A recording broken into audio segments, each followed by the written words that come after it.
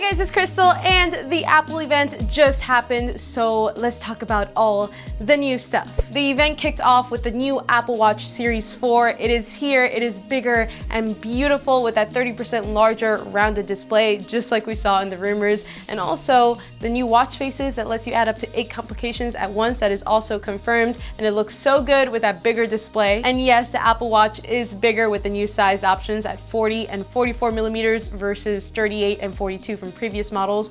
But even though it's bigger, it's still slimmer and thinner than all the older Apple Watches. It's also faster with the new dual-core 64-bit S4 processor, supposed to be 2 times faster than the older watches. The new accelerometer and gyroscope inside the watch gives it the ability to detect if you trip and fall. Like, the watch will actually know if you fell down to the ground, which is amazing. Like, I'm definitely gonna be testing that out when the watch comes out. Just as we suspected with the rumors, there is no more big ugly red circle on the LTE models of the watch. It is now a nice and clean looking red ring, which looks way better and looks even better with the new stainless steel gold option. We still see the same 18-hour battery life on these new watches, just like last year's. And as for pricing, the watch starts at $399 for the regular GPS version, $499 for the LTE model, and now that these new watches are out, the old one, the Series 3, will go down to $279.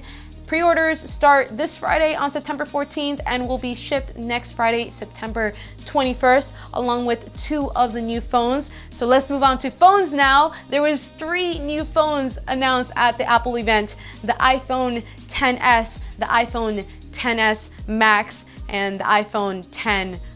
So the iPhone XS and XS Max, which I still want to call XS Plus, but it is Max. Those 2 phones are basically the same phone. The only difference is the screen size. The XS is 5.8 inches and the XS Max is 6.5 inches. But yeah, same beautiful OLED True Tone display. The colors are supposed to be a little more vibrant this year, but basically the same as last year's display. The camera really isn't too different either when comparing it to last year's iPhone X. They both carry a dual 12 megapixel camera with a telephoto lens and a 7 megapixel selfie camera.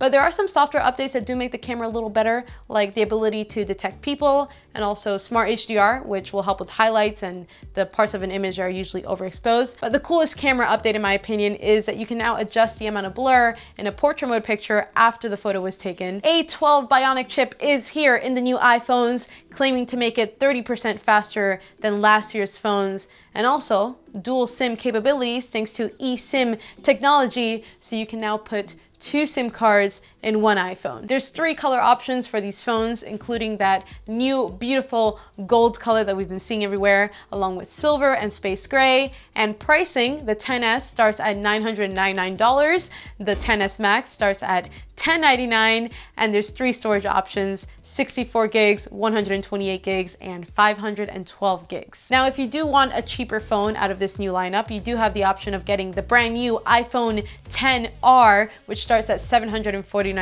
It comes in so many color options: blue, yellow, coral, product red, white, and black. I still don't know which one I'm gonna go for. Like, I love the color yellow, but that blue. So what makes the iPhone XR different from the XS and XS Max? Well, it has a 6.1-inch LCD Retina display, not OLED. It also has 1 camera on the back instead of 2, that same 12 megapixel main camera that we see on the XS and XS Max, just no telephoto lens. Also has an aluminum body instead of stainless steel, but still has a glass back, and haptic touch instead of 3D touch. That being said, there's still a lot of XS and XS Max features that we still see in the XR.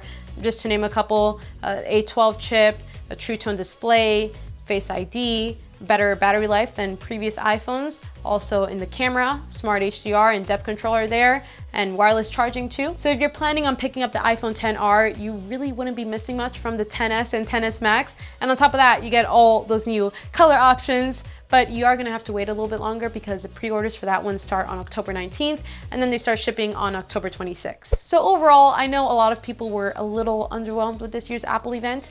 And not gonna lie, like, I had my hopes up for a little bit more because we didn't see new iPads, no new AirPods, no freaking air power. Like, what the heck happened to air power? But let me know your thoughts on what was released in the comments below, and stay tuned for unboxings, reviews, camera comparisons, and so much more. Thanks for watching, guys, and I'll see you later.